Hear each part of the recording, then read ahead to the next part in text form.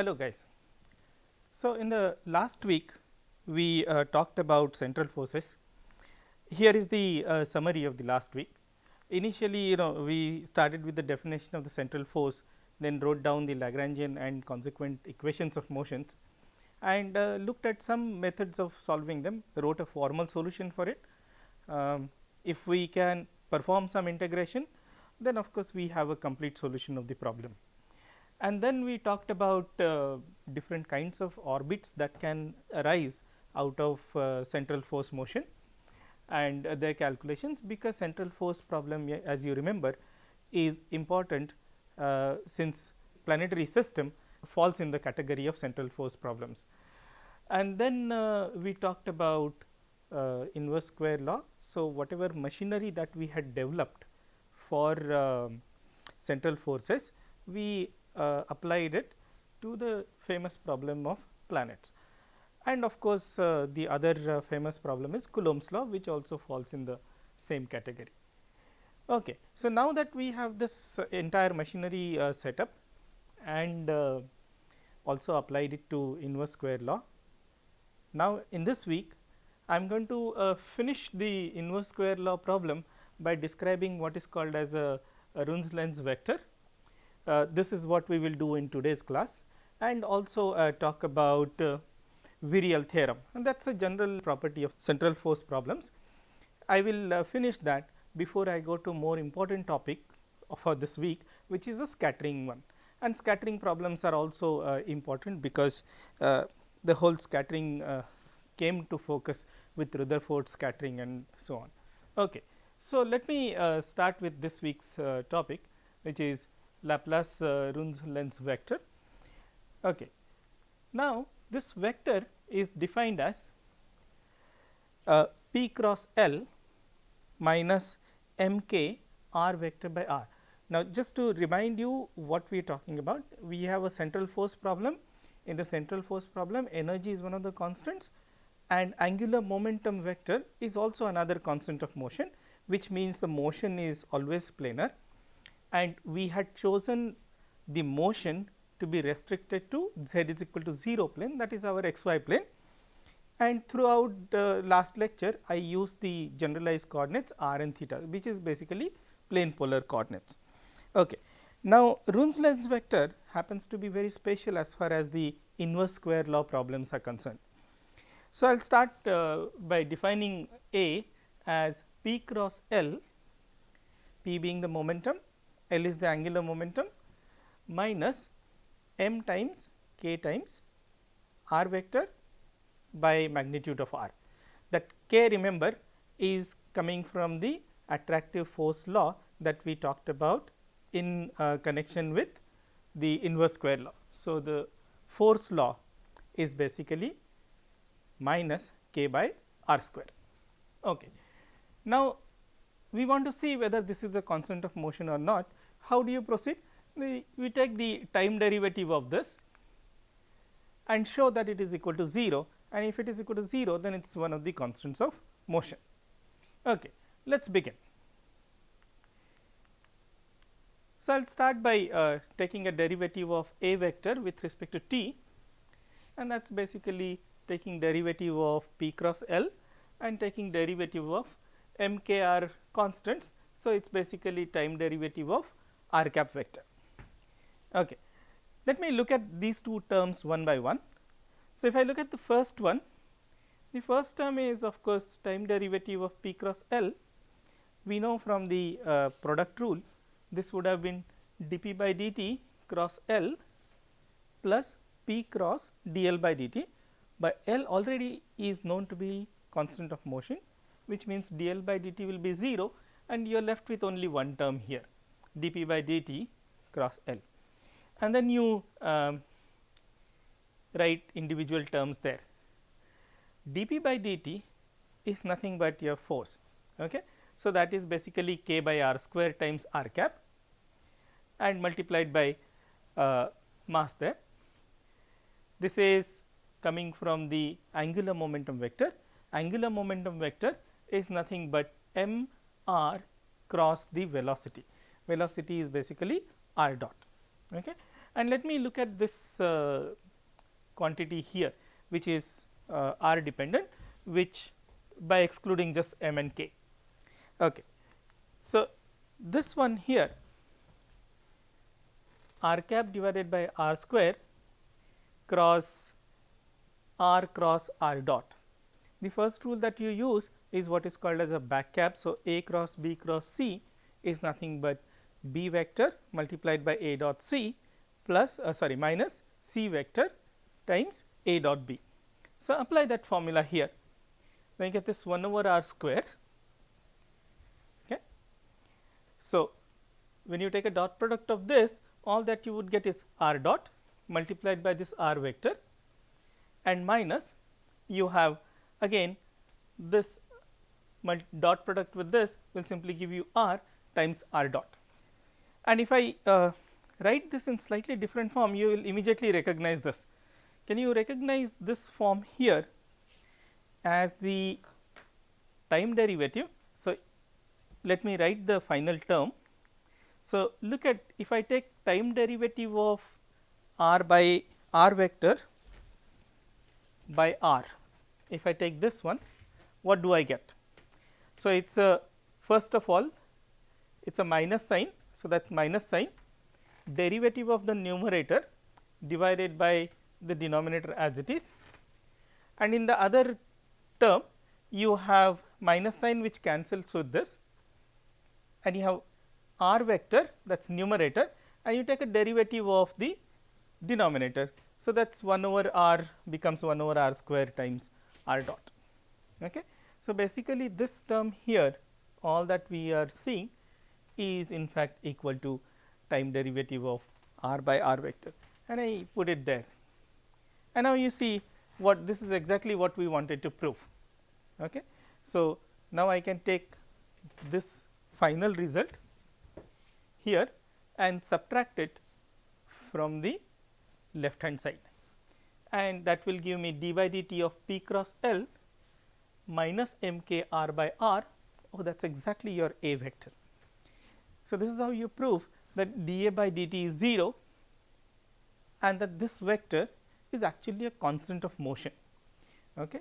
Now, we have too many constants of motion, we will see that that actually is not true, that these constants of motions are related to each other. But how does this vector look like? You see, we had this trajectory in the plane, and as the particle moves, we know that all these quantities, momentum changes, L remains constant, and this r vector keeps changing. Okay. This is basically r cap vector. So, as it travels, r cap vector also changes, but all these quantities change in such a way that the vector remains constant. Okay. Fine. Let me try and figure out how that vector looks like with respect to the trajectory. So, here let us start first by taking a dot product of A vector with L vector. When I take this dot product, you have L dot first term minus L dot the second term, but in the second term the vector part is only r vector. So, I will take a dot product with this r vector there. Okay. And we already know that this is p cross L is perpendicular to L, and because it is perpendicular to L, its dot product with L will be 0. So, the first term is 0, and from the second term we already know from our last week's lecture that L dot r is always 0. The angular momentum is perpendicular to the plane of motion, and r vector will be in the plane of motion. So, L dot r is also 0. So, basically L dot A is equal to 0. Okay. If L dot A is equal to 0, what does that mean? A is in the plane of the motion, that is A entirely lies in the xy plane. Okay. Now, to figure out how this looks like, what I will do is I will look at the turning points. Turning points, remember, are easy to visualize, because at that point the velocity vector you can draw very quickly, whereas on the other points of the trajectory it is not very easy to draw the velocity vector. Okay. So, look at this typical trajectory in the Kepler problem. It is elliptic, it is a elliptic trajectory with focus somewhere on the side. The ellipse has a center here, there is one focus here and there is another focus here. Okay. So, there are two foci there, and then you have this trajectory which goes like this. Okay. If the trajectory goes like this with origin here, what would be direction of the angular momentum? With respect to the board which we are treating as xy plane, the angular momentum vector must come out of the board towards us. Okay. So, your L vector is perpendicular to the plane of motion and is pointing outward from the board. And where is the momentum vector? So, we need all these three vectors, and I am looking at this two corner points there. Okay. What about the momentum vector? Because it is a turning point, what happens to r dot? R dot is 0. If r dot is 0, r dot as in the coordinate r is not changing anymore, that means the velocity is entirely in the tangential direction. So, all we need to do is draw a tangent at this point, and that would be the direction of velocity, multiply it with mass, and you would get the direction of the momentum. Okay. So, here it is very easy to figure out that the momentum would be upward in the direction, now it would be y direction there, and at the other turning point here the momentum would be downwards this way. Okay. And where does this r vector point to? R vector is basically origin to the turning point, and on this side r vector points from origin towards this turning point, the distal turning point. Now, we can form all the we can figure out where this A points to. So, that is the other focus. Okay. Now, look at what happens for this one here, for this turning point, P is pointing in the upward direction, L vector is coming out of the board. So, if I take a cross product of these two, that would be in the direction of x. Okay. This will be parallel to the semi major axis, okay, or major axis of the ellipse. So, this P cross L is parallel to that. The second one is very easy, the r vector is anyway along this line. Okay. So, the second vector minus m k r. So, here r vector points from origin to the turning point, and then there is a minus sign. So, it points in the opposite direction. So, P cross L and m k r minus m k r, they are opposite direction. Okay. Fine. What happens at the other point? At the other point, the same diagram, except that P cross L would be pointing away from the origin there. Okay. So, this is the basically both these vectors are along semi major axis. So, your A vector is also along the semi major axis. So, that much we have confirmed. Now, if I want to find out the magnitude of the A vector, there it is. Okay. So, if I take a point here on the trajectory and join it with the origin, I get this angle theta. Okay. This is the angle between line joining the origin and the nearest turning point with the present location of the particle. Okay. And now, we want to calculate A vector at this point, say. What would be the A vector at that point? Oh, but it will be exactly same as the vector that we calculated at this point here at the turning point, because it is a constant of motion. So, it does not matter where you go along the trajectory, you would exactly get the same A vector. So, I will start by taking a dot product of A vector with r vector. If I take a dot product of A vector with r vector, remember A is along this line, and then you have this r vector, that would be just magnitude of A multiplied by magnitude of r into cos theta. And then this I can write as, this is r dotted with, so r dotted with a vector, but that is nothing but p cross l minus m k times r. Remember that small r would cancel there with the magnitude of r. And look at this term here.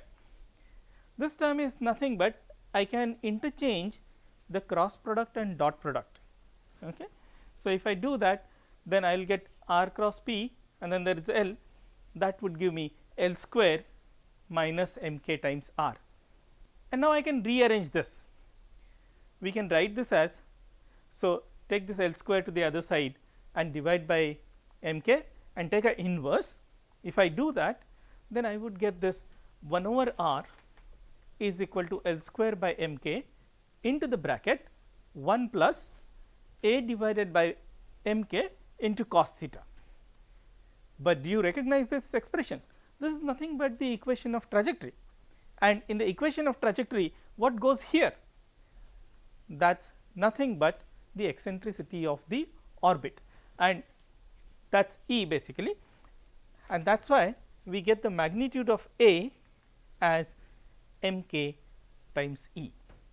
Now, it would be nice to actually look at how this A vector remains constant as it moves along the trajectory. So, I will show you one small demonstration here. Look at here, this one is a turning point. So, this is the trajectory in the x y plane, we are looking at it from the top or from the side top, and I am going to plot all three vectors here. So, you have p cross l, you have r vector, and their difference is basically a vector. As you can see that as it turns,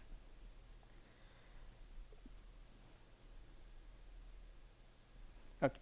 So, as you can see that as it turns, the different vectors, they are shown here.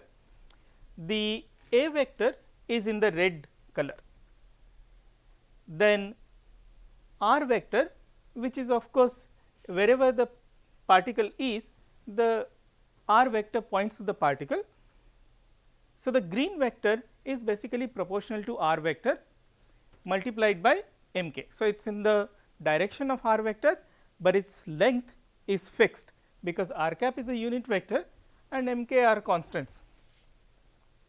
And as it turns around, p cross l, out of this l is of course constant, angle between p and l is constant, all that is changing is p. So, as it comes goes far away, p cross l becomes shorter, and near the perihelion p cross l is the largest. Okay. However, all these three vectors change in such a fashion that a vector, which is shown in red here, always remains constant. Okay. So, this is a Runge lens vector. Typically, when we talk about a constant of a motion, there is a symmetry associated with a constant of motion. As you remember, the energy in this case is constant because there is a translation symmetry in the time direction. Okay, there is a time translation symmetry.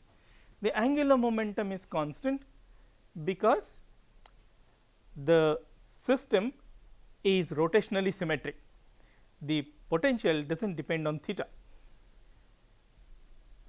It turns out that there is no obvious symmetry associated with A, but one can actually show that there is a symmetry which is more abstract in nature, which can be associated with the constancy of A. Okay. But that is of course outside the scope of this book, I will not do that here.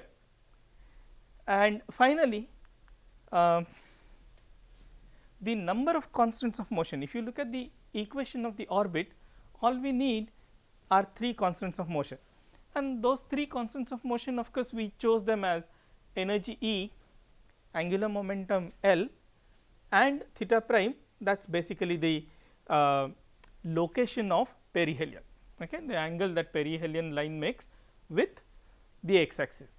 So, that is your theta prime. It seems to me that vector A has given us 2 more constants of motion, but that is actually not true.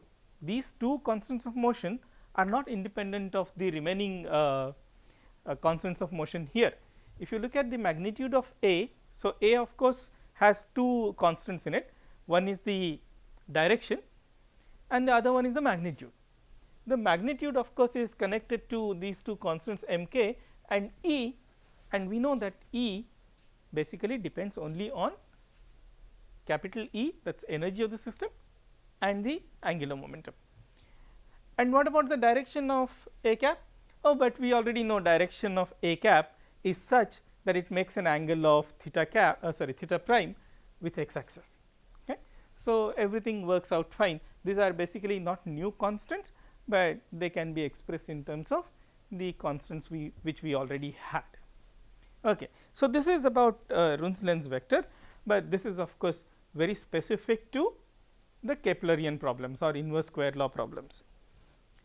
Now, here is one more property that I will discuss before closing the general discussion on central forces and going over to scattering, and that is called as virial theorem.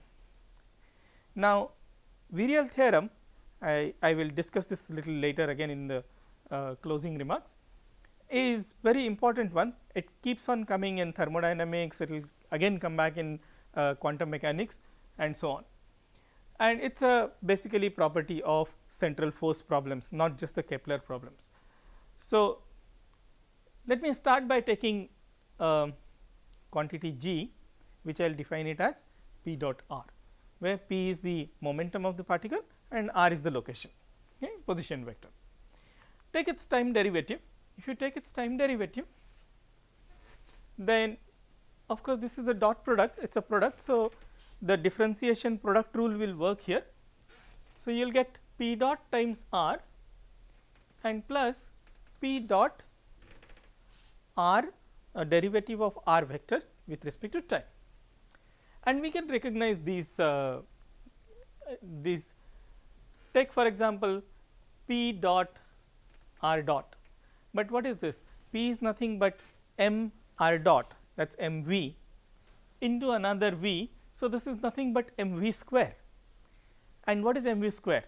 That is twice of half m v square, that is basically twice of the kinetic energy. So, this term we can immediately recognize as twice of kinetic energy. What about this one here? P dot by equation of motion is nothing but the force. So, now I will write this together. So, here, so you get dg by dt, that is equal to 2 times the kinetic energy coming from this term, and this one is just rewritten as f dot r.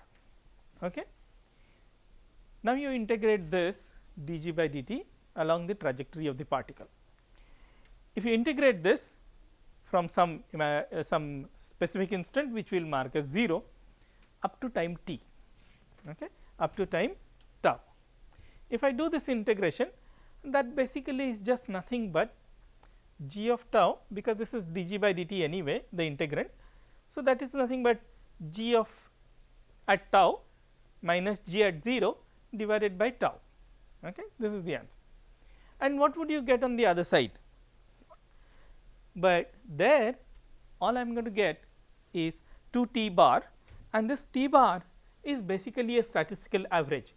So, as you go along the trajectory of the curve, you look at the kinetic energy and you integrate the kinetic energy and divide by tau. So, basically this t bar is a statistical average which looks like, so t bar is nothing but 1 over tau integral t dt from 0 to tau.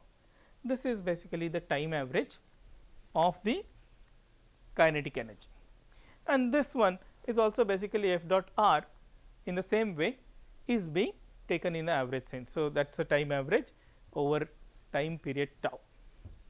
Now, apply this to specific trajectories. What if the trajectory is closed? Okay. If the trajectory is closed, which happens in, for example, Kepler's problem, if the trajectory is closed, then the particle comes back to the same location after some time, that is 1 period, and then I will choose this tau to be 1 period of the motion.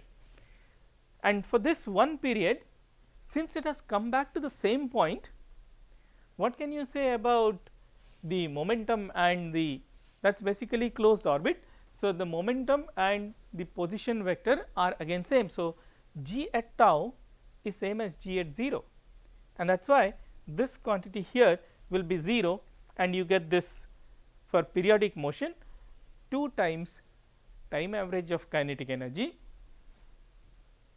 time average over 1 period of a periodic motion is equal to minus time average of f dot r. Okay. And now I can apply this. This is of course very general in nature. This has nothing to do with specific kind of force problem that you are talking about, or specific force law that we have talked about. This just applies as it is. Now, let me choose the specific kind. Suppose we talk about only the power loss, that is basically the force is proportional to r to the power n. In that case, the potential, let us assume that the potential is a to the power a into r to the power n plus 1. In that case, the force of course you can immediately calculate, which will be minus dV by dr, and that will give you minus n plus 1 a r to the power n times r cap. Okay, that is basically taking the gradient of the potential. And then if I look at this expression, I can immediately see that I can write this r to the a times r to the power n as v divided by r. So, that is what I will do. So, this is basically nothing but minus n plus 1 times the potential energy divided by r, and then there is the r cap unit vector. And then you substitute this in our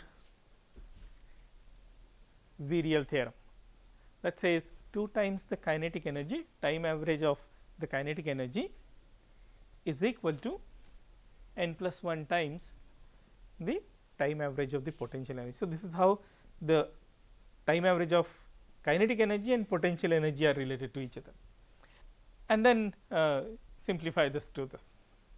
And if you apply this to a specific Kepler problem, for Kepler problem remember this n must be equal to minus 2, and if n is minus 2, then this comes to a very famous result, which is kinetic energy average over one period or over one orbit is exactly equal to half of the potential energy average. And of course, for this closed orbit, this v will be negative term and t will be positive term with a connected by this one negative sign in between. So, this is the famous virial theorem which applies to inverse square law in this specific way. Okay. So, from the next lecture I am going to introduce the scattering problems. That scattering being important comes from the fact that the atomic nature, the present understanding of atoms began with the famous Rutherford scattering experiments, and that is where basically in planetary system we do not talk about the scattering so much, but these are of course very important problems in physics. So, I will discuss that in the next lecture.